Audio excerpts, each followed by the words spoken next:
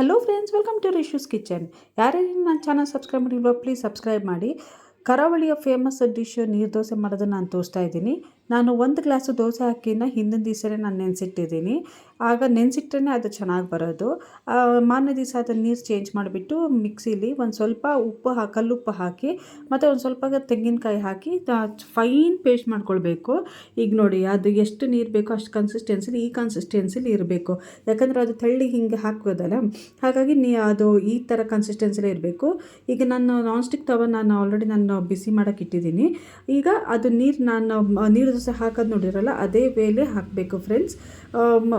ಪ್ರತಿ ಸಲನೂ ಹಂಚಿಗೆ ಎಣ್ಣೆ ಹಾಕಿರೋ ಪರವಾಗಿಲ್ಲ, ನಾನ್ ಸ್ಟಿಕ್ಕಲ್ಲಿ ಆರಾಮ್ಸೆ ಹೇಳುತ್ತೆ. ಈಗ ನೋಡಿ, ಗರಿಗರಿಯಾಗಿ ನೀರು ದೋಸೆ ರೆಡಿಯಾಗಿದೆ.